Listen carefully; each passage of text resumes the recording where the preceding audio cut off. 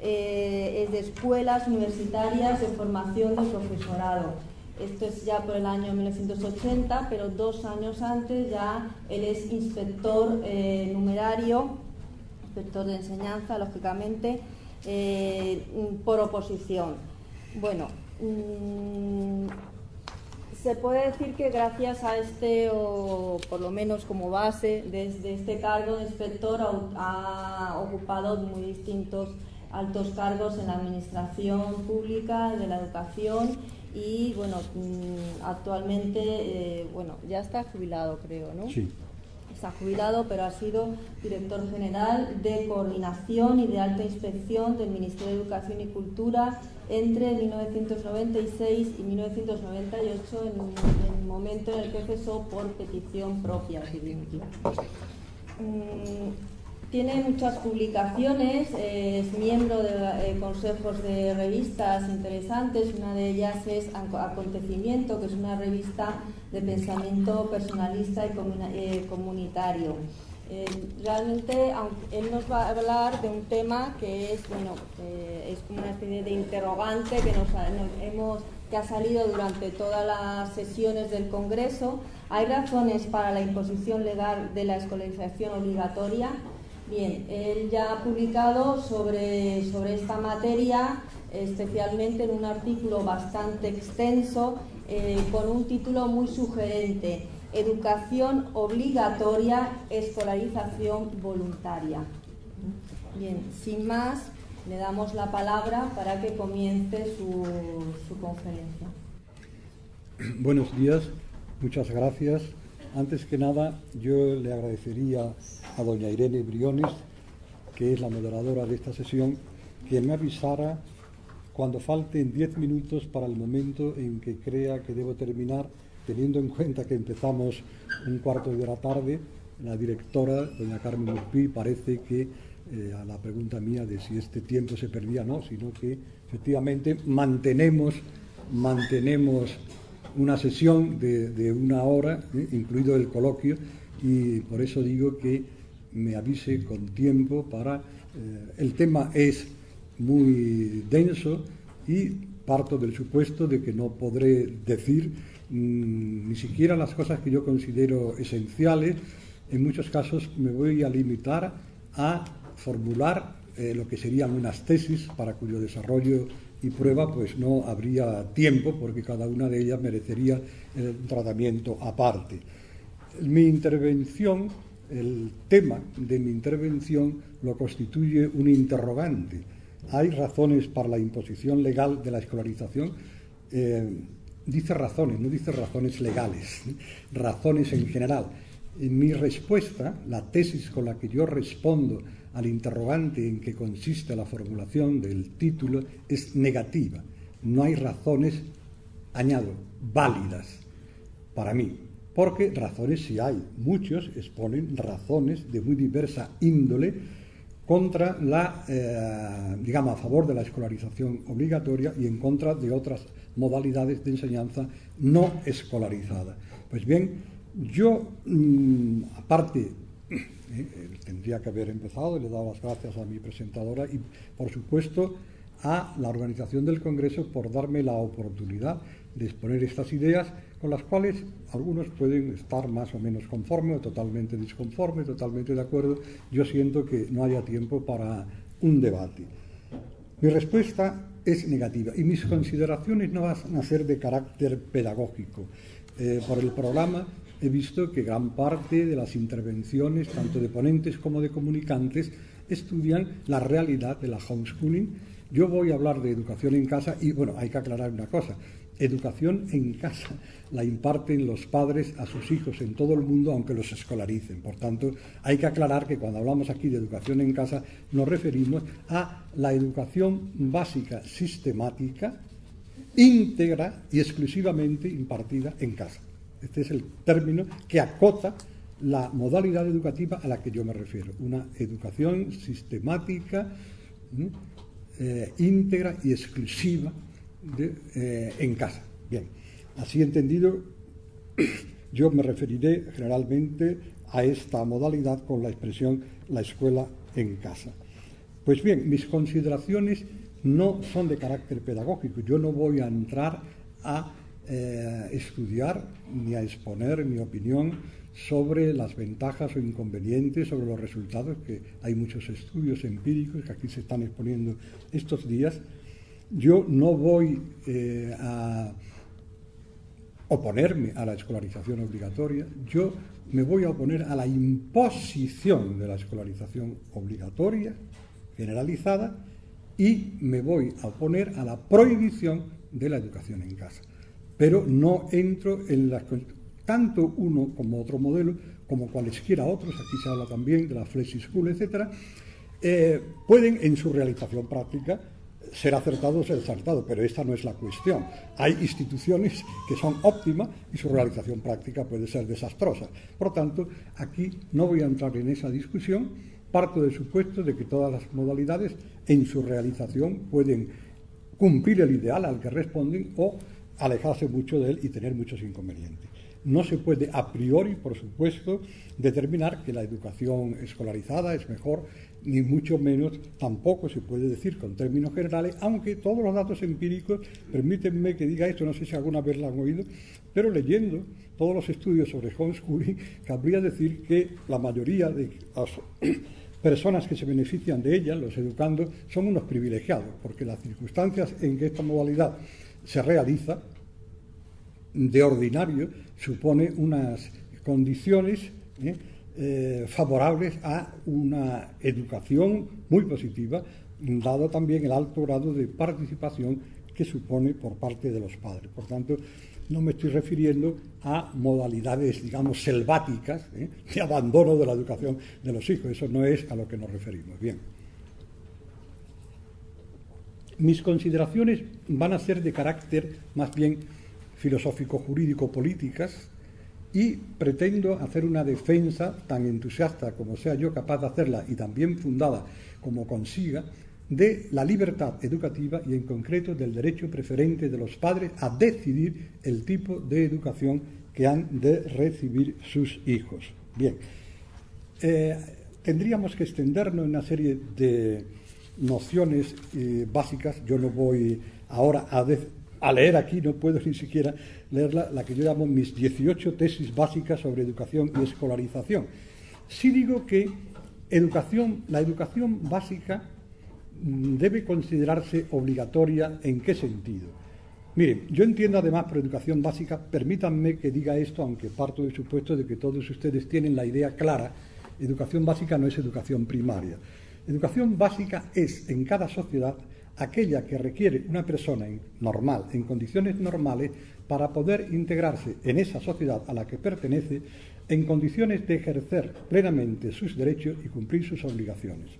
Obviamente, cuanto más compleja sea esa sociedad, más elevado será el nivel de esa educación básica o mínima que se requiere para esta integración con la plenitud a la que me he referido.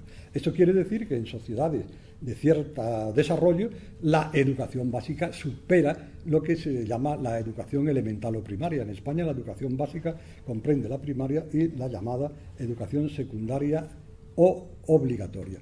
No olviden que las denominaciones primaria, secundaria, etcétera, son denominaciones intrasistémicas que indican distintos momentos del proceso educativo, mientras que la educación básica, de acuerdo con la definición que acabo de darle, supone una consideración del sistema educativo en relación con el sistema global social, ¿no? Bien, dicho esto, yo entiendo que la educación básica es una obligación que tiene la persona para consigo misma y es una obligación que tiene para con la sociedad. Y en cuanto a una obligación para con la sociedad, digamos que los representantes de la sociedad o los poderes públicos en representación de la sociedad pueden exigir a los ciudadanos llegados a determinada edad que hayan adquirido esa educación básica y que lo demuestren de alguna manera, incluso. Pero lo que no pueden es imponer un concreto modo de adquirir esa educación básica, ¿eh? Y en este sentido hay una confusión radical que es la fuente de gravísimos errores tanto administrativos como pedagógicos en España, la confusión de enseñanza básica obligatoria con escolarización obligatoria. El propio Tribunal Constitucional, en una sentencia a la que no voy a poder dejar de referirme bastante, reconoce que la Constitución no prescribe el régimen concreto de escolarización obligatoria, aunque tampoco lo prohíbe, ni lo impone ni lo prohíbe. Bien, dicho esto, me van a permitir que haga unas otras breves afirmaciones de carácter puramente conceptual, ¿no? La educación básica es obligatoria, la escolarización no debe ser obligatoria porque no hay, esta es mi tesis, ninguna razón para imponer eso con carácter general y en contra del deseo de los padres, de acuerdo con el derecho que tienen a determinar el tipo de educación que han de recibir sus hijos. Yo considero que no cabe tener por democrática una situación donde no se reconozca la libertad educativa y el derecho de los padres a decidir el tipo de educación que quieren para sus hijos. Y a la vez, añado, que no reconoce este derecho de los padres quien no lo considera extendido incluso o hasta la opción por la educación en casa. Para mí esto es fundamental. El derecho preferente de los padres, yo digo que es a decidir el tipo de educación. Ese derecho a decidir el tipo de educación se puede ejercer de diversos modos, o comprende diversos derechos, si ustedes quieren. Uno es la elección de centro. O sea, el derecho a decidir es un concepto mucho más genérico que el de elección de centro. Hay muchos padres que no podrían elegir centro por una razón física absoluta, que no hay centros entre los que elegir. Hay zonas geográficas donde la elección de centro es sencillamente imposible. Pero los padres no por eso pierden su derecho a decidir el tipo de educación y por eso ese derecho de los padres, en determinados casos, es el derecho a determinar ellos, en concurrencia con otros padres, el tipo de educación que ha de impartirse, por ejemplo, en el centro en el que se ven juntos, a lo mejor porque las circunstancias no permiten otra salida. Y, por supuesto, los padres pueden determinar el tipo de educación, no solo en el centro, sino fuera del centro. Es decir, pueden decidir que ellos determinan el tipo de educación que quieren para sus hijos y lo imparten ellos mismos con los auxiliares que consideren oportunos. No hace falta decir que educación en casa, en el sentido en el que aquí estamos hablando, no es la educación que una familia muy rica pudiera ofrecer a su hijo mediante un, digamos, egregio plantel de eminentes profesores a domicilio. Una cosa es que los padres se ayuden de auxiliares que consideren oportuno, porque no olvidemos que la educación en casa no es un invento de hoy. Ha existido siempre y justamente en familias, digamos, con más posibilidades, siempre, ¿no? Incluso, no tan recientemente, yo conozco precisamente padres muy preparados, catedráticos de institutos, que dicen, bueno, no llevaron a su hijo a la escuela hasta una muy avanzada edad. De manera que el derecho de los padres se extiende. Sin embargo, en España, donde la Constitución del 78 afirma y reconoce con toda claridad la libertad de enseñanza y el derecho a la educación, y permítanme, esto daría por una conferencia, pero simplemente afirmo, y creo que lo podría demostrar, aunque no me puedo extender ahora en hacerlo. Los términos enseñanza y educación, en los apartados respectivamente primero y segundo del artículo 27 de la Constitución, no apuntan a dos realidades distintas, sino que estamos hablando de lo mismo. Segundo, no hay contraposición ninguna entre libertad de enseñanza y derecho a la educación. Un prestigioso periódico español que todavía, aunque menos, ejerce el magisterio progresista universal en este país, hace ya muchos años en un editorial, frente a la libertad de enseñanza, decía, eso es un lujo que no podemos permitirnos mientras no garanticemos a todos el derecho a la educación. Oiga, usted al decir esto, está dándome a entender que para usted derecho a la educación es derecho a pupitre. Y el derecho a la educación no es el derecho a un pupitre cualquiera. El derecho a la educación es el derecho a la educación acorde con el tipo de educación que la familia quiere para sus hijos. No son escindibles otros derechos. Y no se satisface el derecho a la educación si no se satisface en libertad. Esto es también fundamental, es una tesis que daría para toda una conferencia, queda ahí afirmado. Bien, la doctrina en el caso, voy a decirles, vamos a ver, esto es muy importante, es uno de los puntos claves en mi exposición, incluso en la fórmula breve y rápida que me veo obligado a dar y querría poder conseguir dar. La libertad de enseñanza, la libertad educativa, que aparece tan claramente reconocida en el artículo 27 de la Constitución española, suscitó siempre cierto recelo en quienes, por las razones que sean, no suelen sentirse especialmente emocionados ante la libertad, sino que más bien tienen el noble empeño de conseguir la igualdad. Este es otro de los grandes binomios donde se establecen unas contraposiciones inadmisibles. No cabe contraponer igualdad y libertad, en absoluto. Porque en lo primero que tenemos que ser todos iguales es en el ejercicio de la libertad.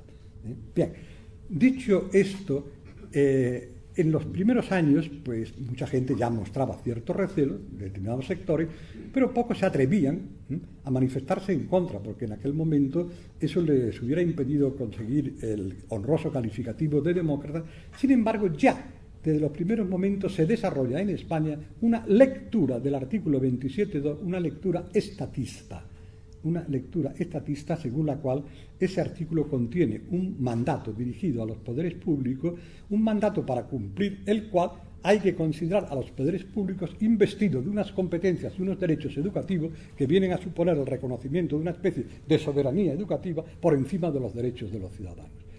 Yo, si puedo, trataré de hacer una consideración especial de este artículo 27.2 y ver el sentido plausible que puede tener la interpretación correcta, la que yo creo que debe dárselo. Pero apunto que ya desde el primer momento se fraguó eso. No deja de ser curioso que en el 27.2 hayan querido encontrar una mina para investir al poder político de una supremacía educativa por encima de los padres mismos, quienes se olvidan de que en el 27.3 sí se menciona a los poderes públicos, en el 27.2 para nada. En el 27.2 se dice los poderes públicos, y ahí sí se les dirige un mandato, el mandato de garantizar el ejercicio del derecho que a los padres asiste para que sus hijos reciban la formación religiosa y moral acorde con sus convicciones. Bien, dicho esto,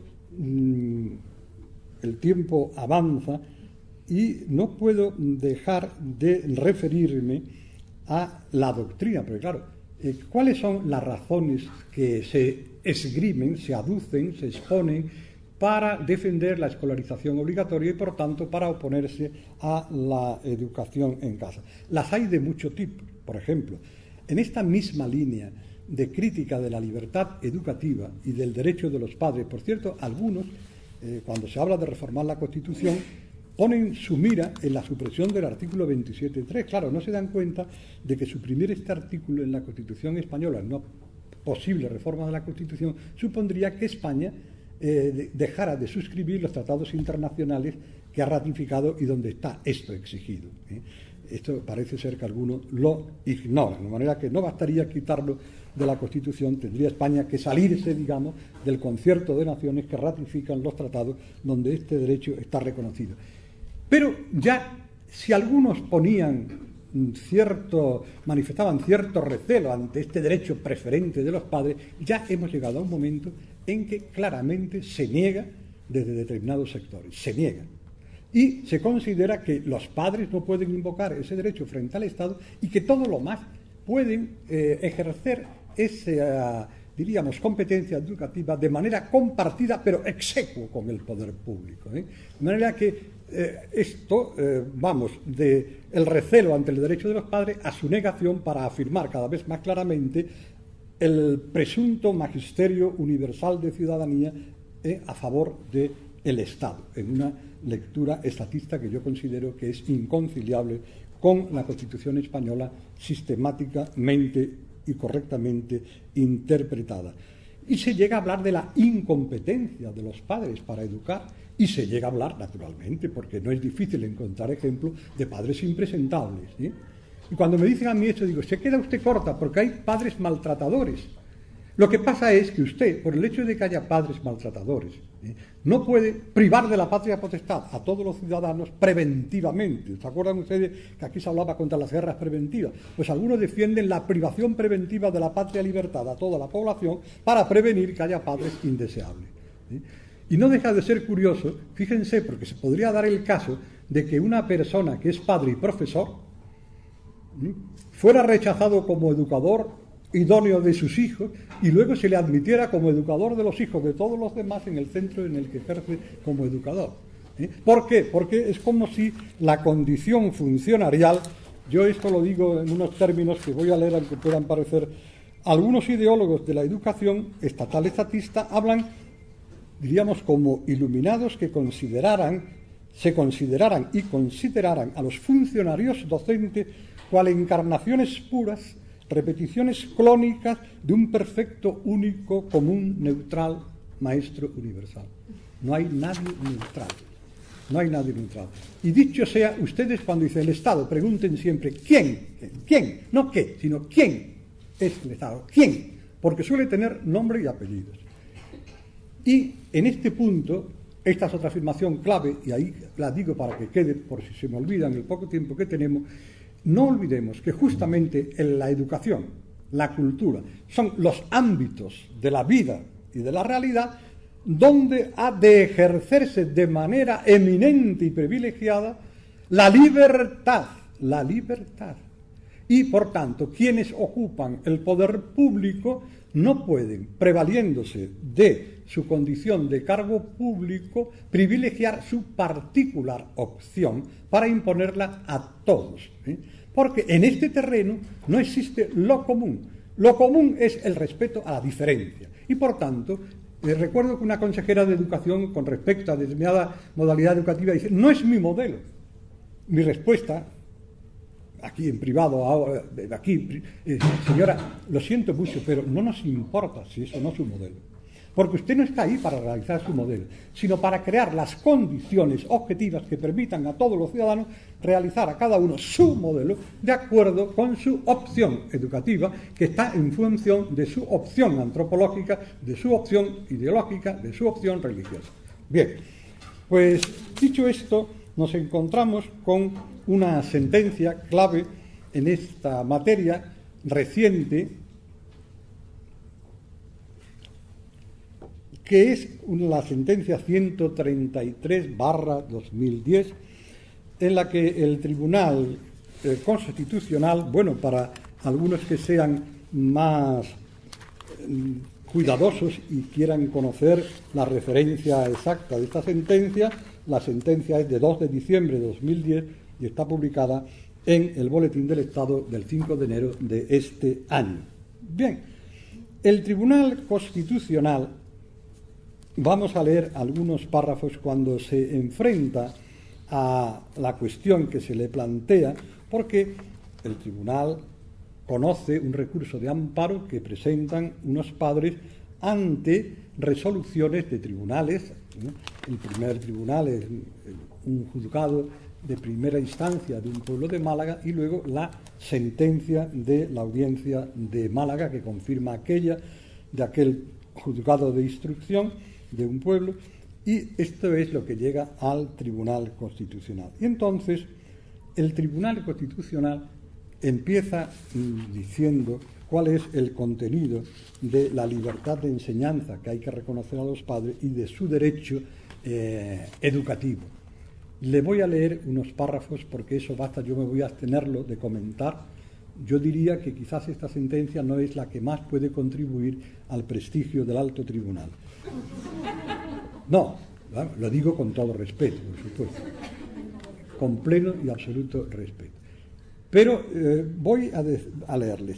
Curiosamente, el Tribunal Constitucional, yo he dicho hace poco que libertad de enseñanza y educación en el 27.2 no son dos realidades distintas. El Tribunal Constitucional hace una separación en el tratamiento a partir de la separación de los dos términos y empieza hablando de la libertad de enseñanza. Y dice que la libertad de enseñanza de los padres se circunscribe a habilitarles, y fíjense, lo dice el propio tribunal, porque esto lo tengo entrecomillado aquí, habilitarles como a cualquier otra persona a enseñar a otro, y en este caso a sus hijos, tanto dentro como fuera del sistema de enseñanzas oficiales. ¿Se dan cuenta? O sea, los padres tienen, para educar a sus hijos, para enseñar a sus hijos, tienen un derecho que es el que tiene toda persona a enseñar a cualquier otro al que pueda enseñar y se deje enseñar. porque efectivamente la libertad de enseñanza, en su sentido más amplio, es una libertad que todos tenemos respecto de todo. Todos podemos ser enseñantes y enseñados mutuamente de modo constante en múltiples aspectos a lo largo de nuestra vida, de manera formal e informal. Pero oiga usted, entonces no hay nada específico en la libertad de enseñanza de los padres con respecto a sus hijos. Al final, ¿saben ustedes qué es lo específico, lo que distingue a los padres de otras personas respecto de la enseñanza de sus hijos? Que los padres están obligados a escolarizarlos. Bien. Y luego el tribunal dice que esa libertad se circunscribe a enseñarle, dice, dentro como fuera del sistema de enseñanzas oficiales. ¿Se dan cuenta ustedes que esto no es necesario decirlo? ¿Se imaginan una situación donde los padres no pudieran enseñar a sus hijos fuera de las enseñanzas oficiales? Eso sería no ya una dictadura, sería una cosa impensable, absolutamente.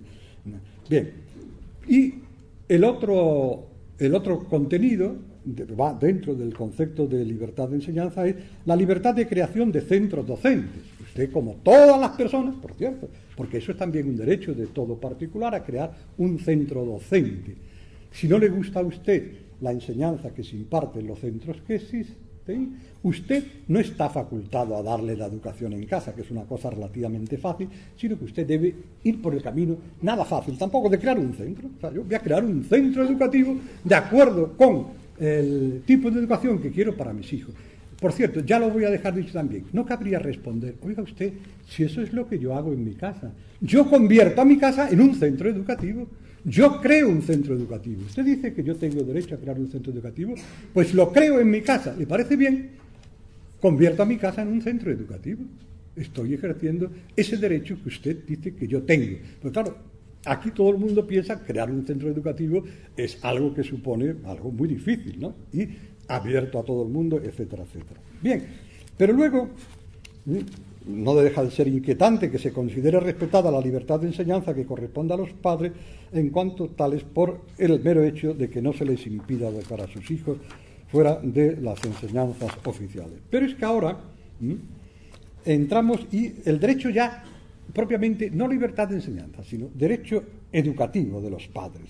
Ese derecho que le reconoce a los padres expresamente el artículo 26.3 de la Declaración de Derechos Humanos. El 26.3. Los padres tendrán derecho preferente a escoger el tipo de educación que habrá de darse a sus hijos. Por cierto, el Tribunal Constitucional, dicho sea también, esto es una afirmación de carácter general, tanto con respecto a los padres en la Constitución española, como incluso con respecto a este precepto, a este apartado del artículo 26 de la Declaración Universal de Derechos Humanos, hace una interpretación claramente restrictiva, como estamos viendo, lo cual le permite minimizar lo que hay de restricción en la imposición de la escolarización obligatoria. La escolarización obligatoria puede restringir el derecho de los padres, pero esa es una restricción proporcionada y relevante que no afecta a la sustancia del derecho. Claro, si has empezado antes por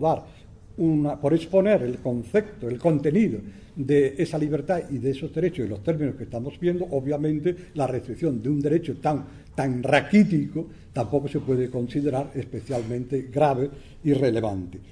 Pero fíjense que para el Tribunal Constitucional el derecho educativo de los padres, el alcance, dice, les voy a leer literalmente, esto está en el fundamento jurídico 8 de esta sentencia, en la página 123 del texto de la sentencia en el boletín oficial.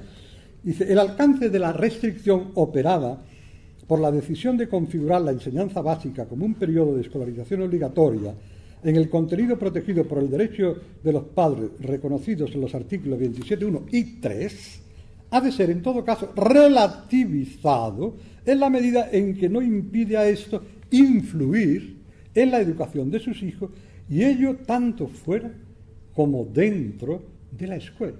De manera que, ¿de qué se queja usted? Si a usted todo el mundo le reconoce el derecho a influir en la educación de sus hijos. ¿Influir cómo? Como influye el vecino, más, menos, como influyen los amigos de la pandilla. ¿Tiene usted algún influir específicamente parental que ejercer y derecho a ejercerlo en la educación de sus hijos? Pero la cosa mejora más adelante cuando el tribunal explica qué quiere decir dentro y fuera de la escuela.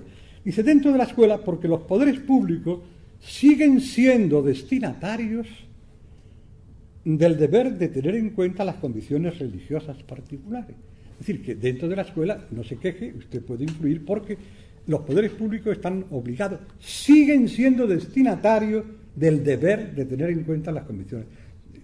Alguien malicioso diría, aquí parece que el redactor ha tenido un acto fallido cuando dice sigue siendo destinatario, como si implícitamente estuviera pensando, por ahora, siguen siendo destinatarios del deber de respetar las convicciones de los padres. Pero es que más adelante eso es dentro de la escuela. Y fuera de la escuela, los padres pueden influir, atención, yo esto se lo voy a leer también, porque los padres pueden ejercer esa capacidad educativa, pueden ejercer su derecho educativo, porque continúan siendo libres, son libres, para educar a sus hijos después del horario escolar y durante los fines de semana. Bueno, a mí con todo respeto se me ocurre de inmediato preguntar si no le pueden educar antes del horario escolar y en los puentes, porque dice los fines de semana. ¿Y qué pasa en los puentes? Bueno, sinceramente yo no querría provocar ninguna reacción que pudiera ser menoscabo de tan alto tribunal, pero es que esto está dicho así y se puede leer. Esto está concretamente en el Fundamento Jurídico octavo, letra C. De manera que, teniendo en cuenta todo esto, el derecho de los padres a educar a sus hijos de conformidad con sus convicciones no resulta completamente desconocido. Oiga, y un derecho basta con que no resulte completamente desconocido o debe ser suficientemente reconocido. Claro, estamos hablando de un derecho fundamental. Bueno, para ejercer su derecho a decidir el tipo de educación de sus hijos, no se les reconoce a los padres otras alternativas que la de escolarizarlo en centro ya existente o la de escolarizarlo, si esto no les satisface, en centro que ellos creen, con exclusión radical de la posibilidad más sencilla, más al alcance de la mano, de que sean ellos quienes impartan a sus hijos una educación de acuerdo con sus convicciones no escolarizada. Y aquí cabe repetir, porque el Tribunal Constitucional menciona el derecho de los padres a crear centro en varios momentos, ¿no? Y vale volver a repetir lo que yo he dicho. Sí, mire usted, yo lo creo en mi casa. Bien, podemos avanzar y ver cuáles son, porque el Tribunal Constitucional diríamos que por un lado minimiza la restricción que para el derecho de los padres pueda suponer la imposición generalizada de la escolarización. Pero el Tribunal Constitucional reconoce que la Constitución no exige ese régimen legal actual de escolarización general obligatoria, ¿no? El artículo 27.4, dice el Tribunal Constitucional, literalmente, dispone que la enseñanza básica será obligatoria, pero no precisa que ésta deba configurarse necesariamente como un periodo de escolarización obligatoria. No deja de ser curioso que el Tribunal Constitucional, que dice esto, y en este momento se salva de incurrir en esa confusión entre enseñanza obligatoria y escolarización obligatoria, no se considera obligado a corregir para nada ni a las leyes ni a otros órganos judiciales, porque resulta que el Tribunal Constitucional, en el antecedente primero de la sentencia a la que me refiero y en relación con los órganos judiciales que han dictado las resoluciones frente a las que estos padres solicitan el amparo, dice el tribunal, recogiendo la argumentación de estos dos tribunales anteriores. Ambos órganos judiciales argumentan, por un lado, que ningún padre puede negar a sus hijos el derecho y el deber de participar en el sistema oficial de educación. Se está dando por supuesto de que el sistema oficial de educación es un bien absoluto y nunca discutible, de tal manera que privarle de eso a sus hijos es siempre un mal. ¿O hay alguna razón para no preferir eso? El derecho que deriva del mandato constitucional de enseñanza obligatoria. Y por otra parte, Está el Tribunal Constitucional resumiendo la argumentación de los órganos, y por otra parte, ambos órganos judiciales sostienen que, atención, la escolarización obligatoria está integrada en el contenido mismo del derecho a la educación. La escolarización, el derecho a la educación es el derecho a que me escolaricen obligatoriamente, eso quiere decir. Es una confusión tan aberrante que sorprende que no merezca ningún comentario crítico, ¿no? De manera que la imposición de la escolarización no viene exigida por la... no obstante, no viene exigida por la educación, el legislador, a juicio del tribunal, podrá optar por la configuración del sistema que excluye la posibilidad de alternativas dotadas de flexibilidad. Y dice lo siguiente: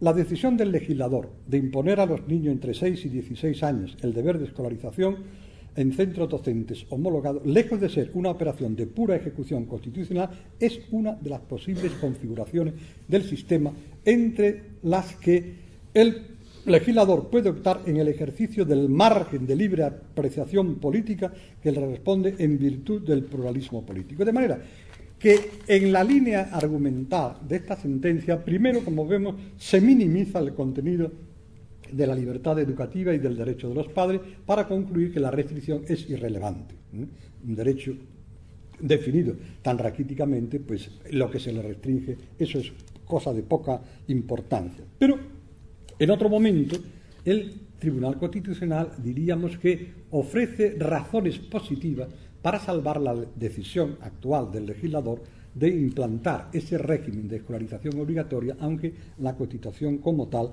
no lo impone. ¿Cuáles son esas razones? Ya acabamos de leer en el párrafo anterior una, y la primera, que la opción por la imposición de la escolarización obligatoria entra dentro del margen que el legislador tiene en atención al pluralismo político. La respuesta mía, no la puedo desarrollar, es muy sencilla. El pluralismo político, que es uno de los valores que reconoce la Constitución española, no puede entenderse hasta el extremo de que ampare decisiones que vayan contra derechos fundamentales de carácter democrático, evidente.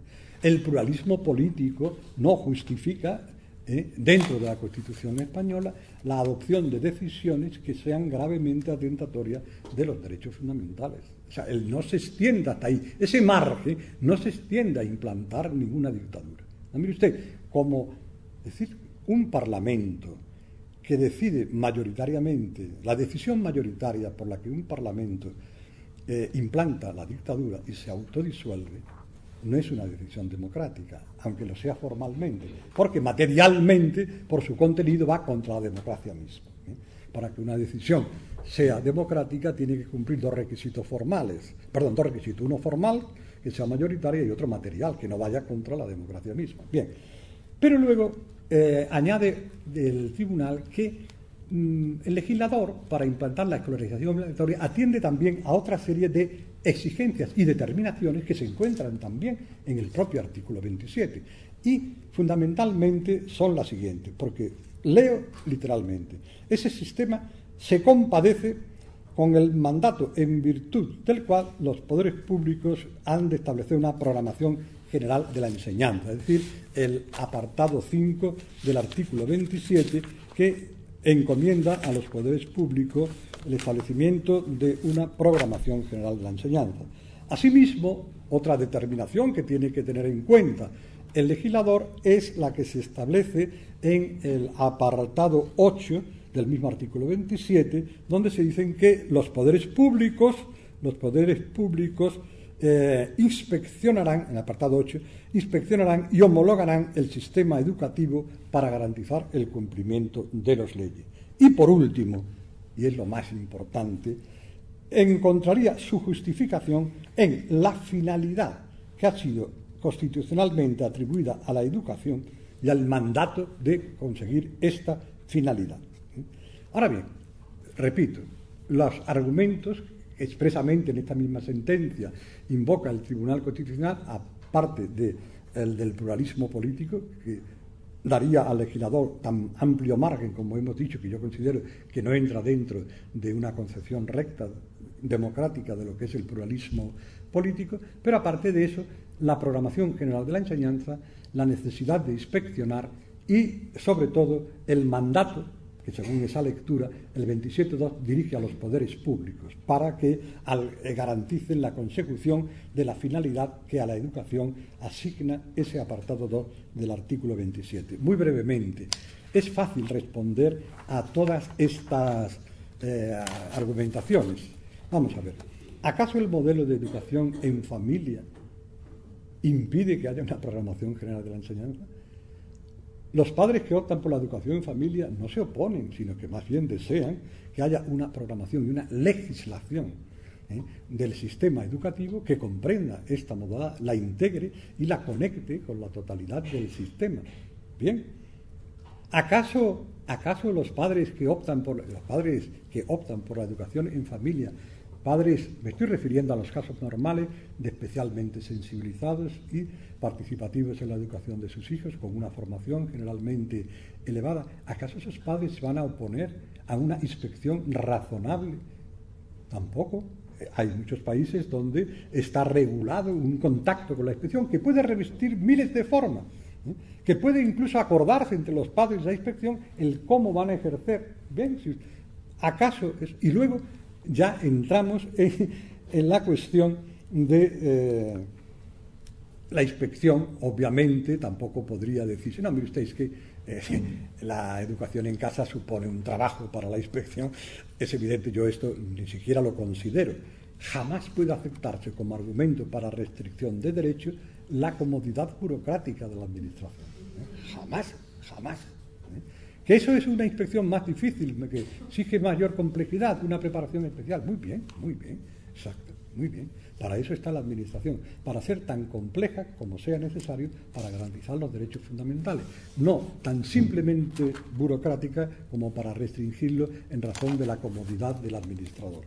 Bien, dicho esto, entramos en lo que, pues yo creo que ya nos vamos a terminar con lo que me parece fundamental. Y es que voy a leerle el artículo 27.2, que es la mina de donde saca toda la argumentación el gran opositor a la educación en casa. Dice literalmente lo siguiente: la educación tendrá por objeto el pleno desarrollo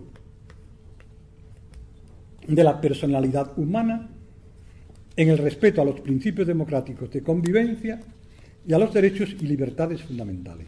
Esto nuestros constituyentes hicieron bien, hemos de agradecérselo, copiaron el apartado segundo del artículo 26 de la Declaración de Derechos Humanos, que dice: la educación tendrá por objeto el pleno desarrollo de la personalidad humana y el fortalecimiento del respeto a los derechos humanos y a las libertades fundamentales. Prácticamente en toda su literalidad copiado, y nos debemos alegrar de que lo copiaran. Pero esto, si ustedes se fijan bien, esto es una definición teleológica de la educación. Definición teleológica de una cosa es la definición que define la cosa por el fin de esa cosa. Es una definición teleológica de la educación, diríamos de la educación democrática, porque incluye entre el fin que debe conseguir la educación, la finalidad, el respeto a los principios democráticos de convivencia y a los derechos y libertades fundamentales. Después de decir que tiene por objeto el pleno desarrollo de la personalidad, que algo tiene que ver con persona. La Constitución española afortunadamente se abstiene de definir lo que es la personalidad. En el artículo 16.1 la Constitución española reconoce la libertad ideológica, religiosa, y por tanto admite la legitimidad de la pluralidad de concepciones antropológicas, y de acuerdo con distintos conceptos de la persona son legítimos distintos modelos educativos. Por tanto, la pluralidad de modelos educativos está fundada en el propio artículo 27 en conexión con el 16.1 de la propia Constitución, y por eso el poder público no puede. Bien, pero, como digo, la lectura estatista de esto dice, bueno, aquí se dice que la educación tiene que ser eso. ¿Y quién se cuida de que sea así? ¿Quién se cuida? Vamos a poner a un señor que sea una persona de la que nos podamos fiar y que tenga medios para garantizar de que la educación en España, en cualquier parte donde se imparta, pues va dirigida al pleno desarrollo. ¿Y quién puede ser ese? El Estado. El Estado. Por tanto, Implícitamente hemos de concluir, de acuerdo con esta lectura del 27.2, que el Estado, los poderes públicos, están investidos de las competencias y los derechos que se requieren para cumplir este mandato que les dirige la Constitución en el 27.2, y eso les pone por encima de cualquier otro sujeto educativo. Bien, yo voy a terminar diciendo cuál es, en mi modestísima opinión, la lectura correcta de esto. Fíjense, por un lado, repito, es una definición teleológica de educación, si quieren, de educación en general o de educación democrática. Bien, bien. Ese mandato, hay un mandato ahí. Hombre, mire, el verbo futuro, la educación tendrá. Por una definición teológica, a lo mejor hubiera preferido el presente, tiene. El tendrá implica un imperativo, muy bien. Pero ¿a quién va dirigido? Primero, directamente el texto del 27.2 recae sobre el objeto o finalidad de la educación, no sobre el sujeto que la imparte. No sobre el sujeto. Directamente define el objeto de la educación, no señala los sujetos de la educación. ¿Quiénes son sujetos de la educación? Los hay múltiples, empezando por los padres. Todos somos sujetos, mutuos, educadores, etc. Lo que dice el 27.2 es: cualquiera que sea quien eduque, cualquiera que sea el proceso educativo que de hecho se desarrolle, tiene que perseguir esa finalidad que yo aquí establezco, el desarrollo pleno, etcétera, etcétera. Cualquiera que sea el educador que actúe. Pero, evidentemente, este 27.2 no es un artículo de distribución de competencia. Son otros textos los que establecen, digamos, los derechos y deberes de los sujetos educadores. Y entre todos los posibles sujetos educadores, da la casualidad de que a renglón seguido los educadores que aparecen son los padres. Y el papel que le corresponde a los poderes públicos es garantizar a los padres el ejercicio de ese derecho que se define en el 27.3. Por tanto, repito, el 27.7, que define el objeto de la educación, pero no designa los sujetos, mantiene, por tanto, el cuadro de distribución de competencias educativas entre distintos agentes que venga determinado por otros artículos de la Constitución. Y, por tanto, no inviste en absoluto al poder público de unas competencias que vayan por encima de las competencias que sí tienen con carácter preferente reconocidos otros sujetos y, en concreto, los padres. Por tanto, ¿qué papel le corresponde a los poderes públicos en relación con la educación? Permítanme muy brevemente enunciar mi opinión de la siguiente manera. Negativamente los poderes públicos pueden y deben evitar que en España haya un modelo educativo contrario a los principios democráticos de convivencia y a los derechos y libertades fundamentales. Es decir, un centro educativo donde se desarrollara, perdonen, esto se está grabando, pero en fin, un tipo de educación acorde con una concepción de la persona en la que no queda garantizada la igualdad hombre-mujer, sería un modelo educativo inconstitucional y el Estado está legitimado para impedir que se desarrolle y obligado a impedir que se desarrolle. Negativamente, por tanto, está claro. Positivamente, ¿qué tiene que hacer? Positivamente debe crear las condiciones fácticas para que todos los ciudadanos puedan ejercer plenamente sus derechos educativos en pie de igualdad. Pero no pueden positivamente determinar un concreto modelo educativo, por lo que decíamos antes, porque desde el poder, las personas, por eso yo les recomendaba, cuando digan el Estado, dice, ¿quién es el Estado? ¿Quién es? Díganme el nombre y apellido. Porque, repito, las personas que ejercen el poder público, cuando se trata del campo educativo, del campo cultural, del campo donde tiene precisamente su lugar privilegiado y más específico el ejercicio de las libertades, no puede imponer como común a todos su opción particular, sino que tiene que ser neutral desde su cargo público respecto de todas las posibles opciones que los ciudadanos adopten educativa o culturalmente en el ejercicio de sus derechos fundamentales y sus libertades, la libertad de educación, de expresión ideológica, etcétera, etcétera. De manera que negativamente deben impedir un modelo inconstitucional, es decir, ¿y cuál es un modelo inconstitucional? aquel que vaya claramente contra derechos fundamentales y libertades públicas. Ejemplo, aquel en el que no se respete la igualdad hombre-mujer. Por poner un ejemplo, sin decir nombre de ningún movimiento, de ningún ámbito donde eso puede ocurrir, o estar ocurriendo, o puede haber peligro de que ocurra. Negativamente eso. Y positivamente crear las condiciones para la pluralidad. Y abstenerse de pretender imponer a todos un modelo particular. Porque lo que hay que hacer en ese campo es hacer posible todos los modelos particulares constitucionalmente admisibles. Esta es mi tesis. Quedan muchísimas cosas, yo no tengo tiempo de desarrollarlas, seguramente algunas de mis afirmaciones darían lugar a muchas preguntas y a mucho debate, pero creo que debemos terminar, ¿no? Sí. Muy bien, pues nada más.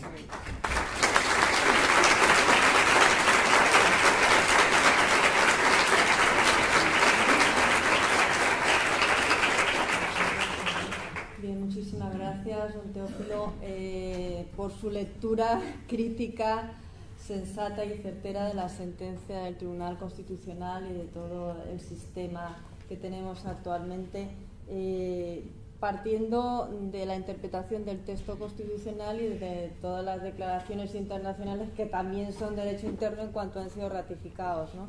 Yo simplemente quería hacerle una pequeña observación, y es que todo lo que ha dicho sobre el artículo 27.3 del derecho de los padres a educar a sus hijos conforme a sus propias convicciones, eso tiene que ir relacionado con otro mandato que se le pone a los poderes públicos en el artículo 9.2, que es la obligación de remover todos los obstáculos, que impidan la realización efectiva de todos los derechos fundamentales, de todas las libertades públicas, como todo lo que usted nos ha contado. Por lo tanto, ese mandato yo creo que es realmente la clave, ¿no? Es decir, remover obstáculos, no poner obstáculos. ¿De acuerdo? Creo que me parece muy oportuna, ya que ha citado el 9.2, es decir, promover las condiciones. Yo he dicho que lo que le corresponde positivamente es crear las condiciones para hacer posible el ejercicio de las libertades y remover los obstáculos, claro. Lo primero que hay que hacer en crear las condiciones de ejercicio de un derecho es remover los obstáculos que impiden ejercerlo. Muy bien recordado. Y hay otro artículo que cabe recordar también, ya puestos, que es el apartado 2 del artículo 10, donde se dice que las normas relativas a los derechos fundamentales y a las libertades que la Constitución reconoce han de interpretarse de conformidad con la Declaración Universal de Derechos Humanos y los tratados y acuerdos internacionales sobre las materias respectivas ratificados por España. Muy bien. Bien. Bueno, pues ya tenemos una pregunta. Sergio, te llamas, ¿no? Sí. Pues.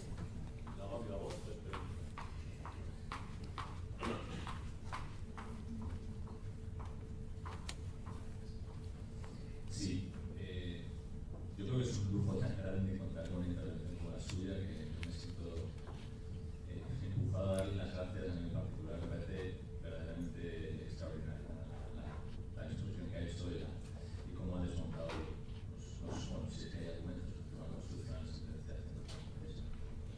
A mí me gustaría hacer dos, ya abusando ya de usted, una petición para el presente y otra para el pasado. Estamos volviendo locos para explicarle a los jueces y tribunales en los casos que conocen de familias que están siendo obligadas a educar, que están realizando una labor fantástica en sus casas, enseñando a sus hijos y acompañándoles en el aprendizaje, pues están siendo obligadas a escolarizar. A mí me gustaría que nos diera un poco la clave, ¿no?, de cómo defendernos ante la utilización de la sentencia del Constitucional como un argumento casi legislativo por jueces y tribunales que no tienen otros argumentos para atacar la educación en casa, porque tienen argumentos más endebles. Y hacia el futuro, ¿cómo vería usted en futuros, claro, es una pregunta un poco, pero en futuros recursos de amparo, posible cambio en las tesis del Tribunal Constitucional? Si habría que esperar tal vez unos años a que cambien las personas que quedan en el Constitucional, o sencillamente es un cambio de perspectiva que puede ocurrir mañana, como ha ocurrido en otras ocasiones en el futuro. Claro. Sí, yo le había dicho a doña Irene que a lo mejor, incluso cuando me hicieran alguna pregunta en español, tenía que pedirle a ella que me lo dijera porque tengo una notable deficiencia auditiva y no digamos si me hacen alguna pregunta en inglés. Pero creo que he entendido que para el presente la pregunta es y la del futuro también.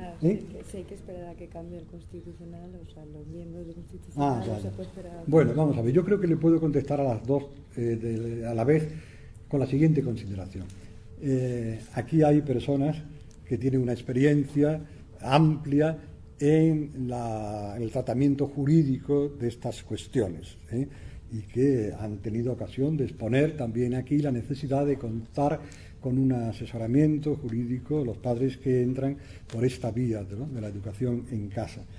Y advertía también que era muy importante hacer bien los recursos para evitar que se fueran acumulando sentencias negativas y se consolidara una jurisprudencia negativa.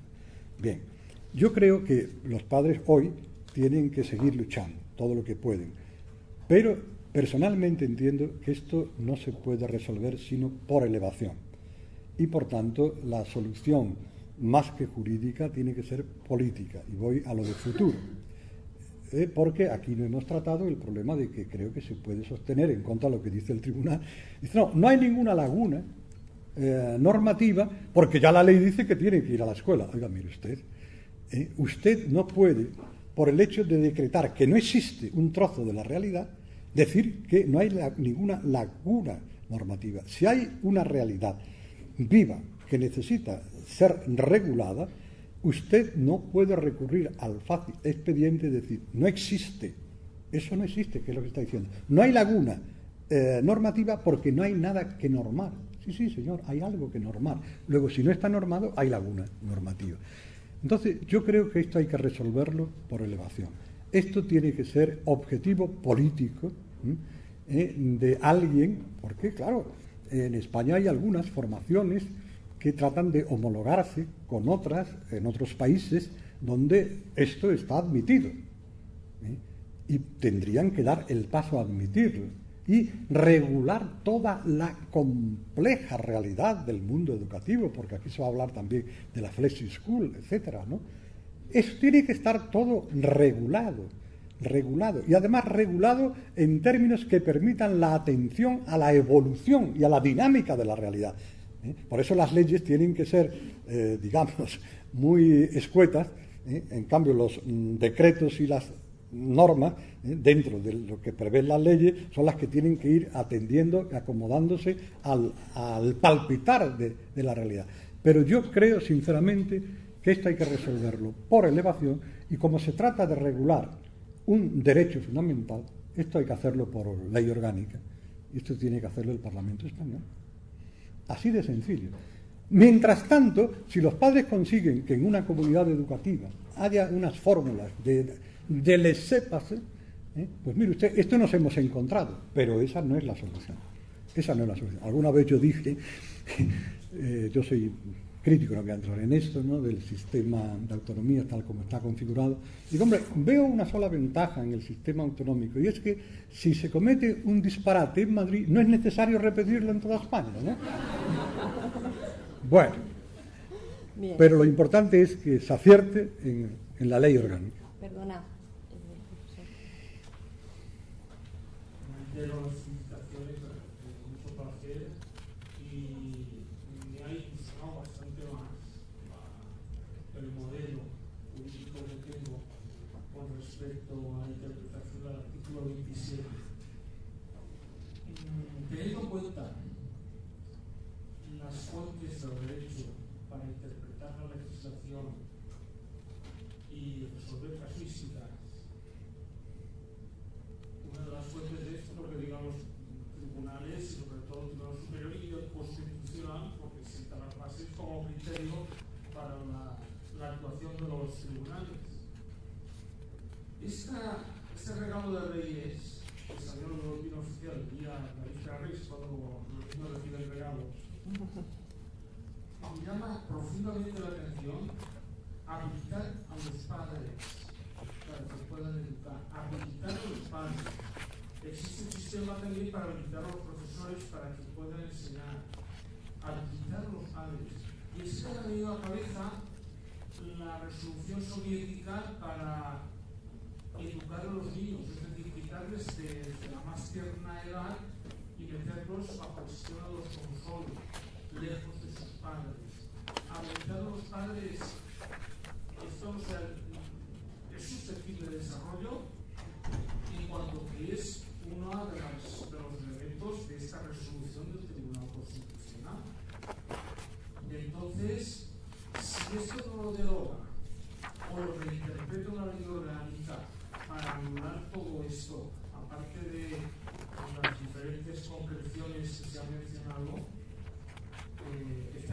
muchísimo ese criterio que decimos la Constitución.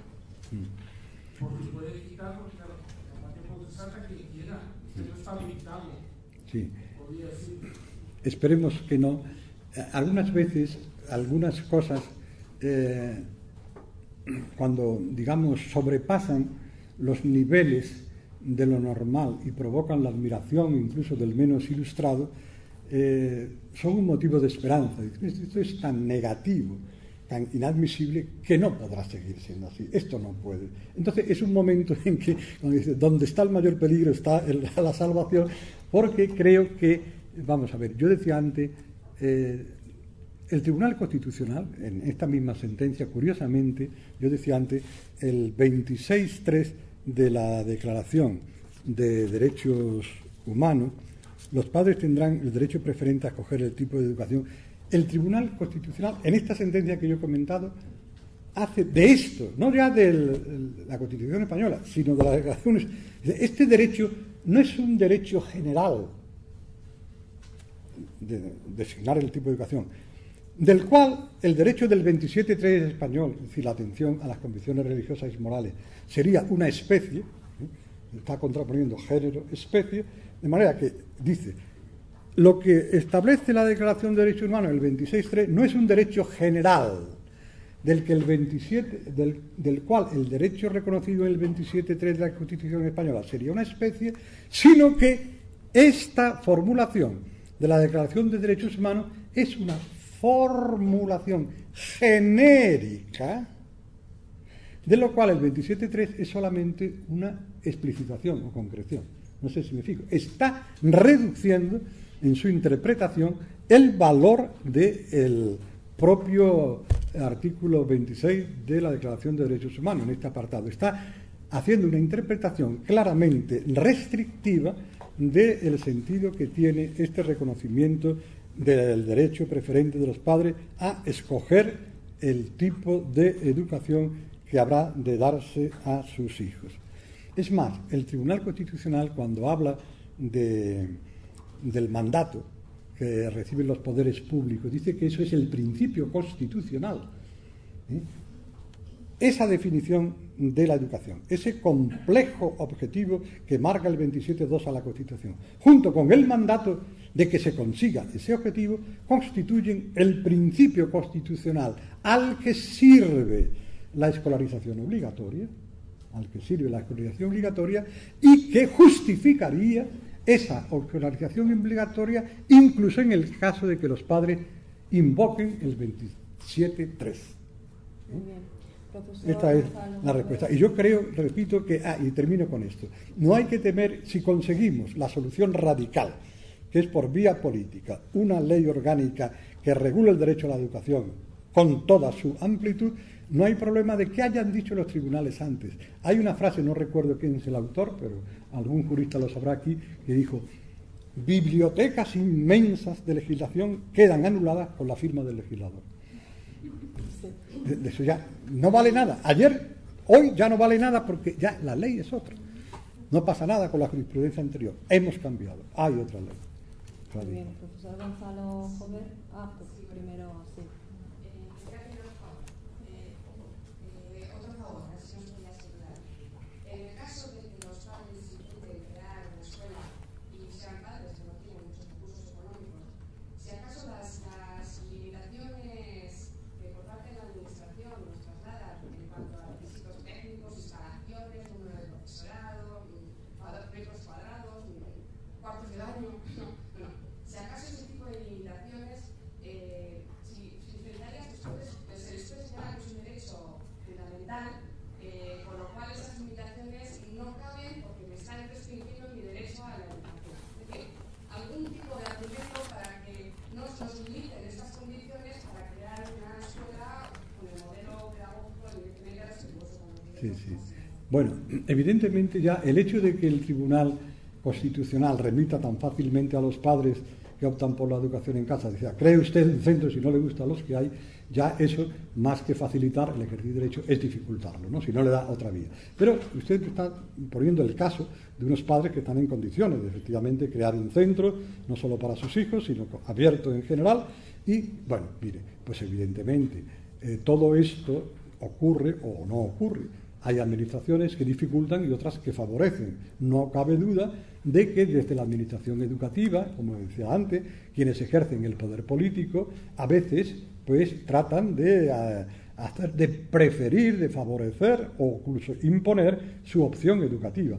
Y con respecto a aquellas que no son de su agrado, pues tratan de dificultarla. Pero evidentemente, ante decisiones administrativas manifiestamente arbitrarias, por manifiestamente infundadas y claramente contrarias a los derechos fundamentales, en esos casos, con estos tres manifiestamente que yo he dicho, creo que hay razones para esperar que algún tribunal le dará a uno la razón, porque no creo que, por muy obtuso que sea un político, vaya a adoptar posturas que sean arbitrarias, manifiestamente arbitrarias, ¿no?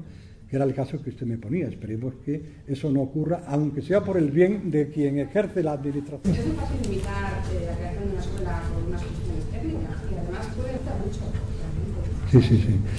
Se me ocurre ahora que cuando el Tribunal Constitucional dice, si no le gusta a usted la educación que se da en los centros que hay, hágase usted un centro, es como si a un señor fuera buscando a un modelo de coche. Dice, no lo tenemos, fabríquese usted el coche. Bueno. Sí, yo creo que ha hecho una serie de consideraciones, más que una pregunta. Yo, dado el tiempo, yo me permitiría terminar, no sé si en conexión, porque creo que no se trataba tanto de una pregunta, sino de unas consideraciones que, muy brevemente, el Tribunal Constitucional termina, en esa sentencia a la que me he referido, diciendo que a la vista del 27 no cabe excluir otras opciones legislativas que incorporen una cierta flexibilidad. Yo diría, en vez de no cabe excluir, tendría que haber dicho, sería obligado a admitir. Y luego dice, pero, no, sin embargo, cuáles deban ser los rasgos de esa regulación alternativa, no le corresponde a este tribunal decirlo. No, mire usted, si no queremos que usted lo diga, nos basta con que usted diga que debe haber otra regulación. Ya el Parlamento dirá los rasgos.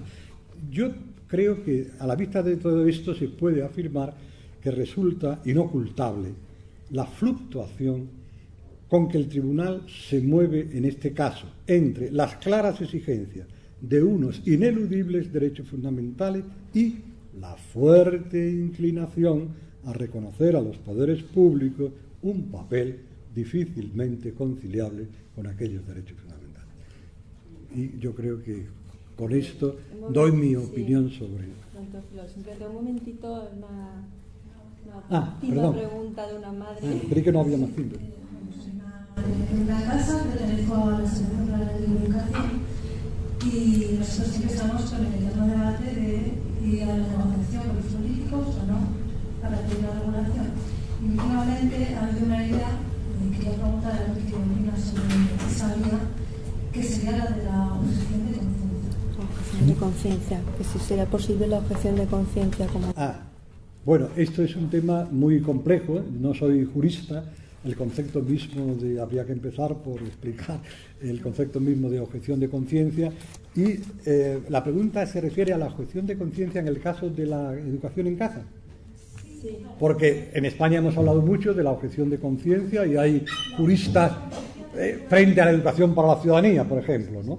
Entonces, en la medida en que, por ejemplo, frente a educación para la ciudadanía, hay muchos juristas que consideran que había fundamento para plantear la objeción de conciencia, digamos que secuencialmente esa sería una objeción de conciencia referida a la totalidad de una enseñanza que no está acorde con las convicciones de los padres. Sería invocar el 27.3, pero no olvidemos que luego, no lo hemos visto todo, en la Carta Europea de Derechos Fundamentales, etcétera, ya se incluye no solo convicciones o preferencias filosóficas, religiosas, sino también filosóficas y pedagógicas. Y en ese sentido, creo que yo no excluyo la posibilidad, aunque sea secuencialmente, apuntando a una concreta, diríamos, faceta o dimensión del contenido de la enseñanza que se imparte. Sería recabar para uno la educación en casa, no recabando directamente la educación en casa, sino el derecho a sustraer a mi hijo a enseñanzas que son contrarias a mis convicciones. Sería un camino un poco más complejo, pero yo personalmente no soy jurista, no me atrevería ahora a darle una respuesta definitiva y mucho menos a decirle cuál sería el camino a seguir, ¿eh? Pero que es importante también, porque usted ha apuntado a una posibilidad, porque aquí ha salido como hay padres que matriculan a sus hijos o fijan su residencia en el extranjero, por ejemplo, ¿no? Etcétera, etcétera. Hay muchos recovecos que es triste que haya que recurrir a ellos, ¿eh? Porque, bueno, en fin, no digo más porque sería repetir muchas razones. Simplemente quería decirle, como él comenta que no se ha detenido mucho en este tema, que efectivamente es un caso de objeción de conciencia. Es decir, nos estamos oponiendo a un deber legal de escolarizar a los hijos hasta los 16 años. Es un motivo para objetar esta norma que está en una ley de educación, ¿no?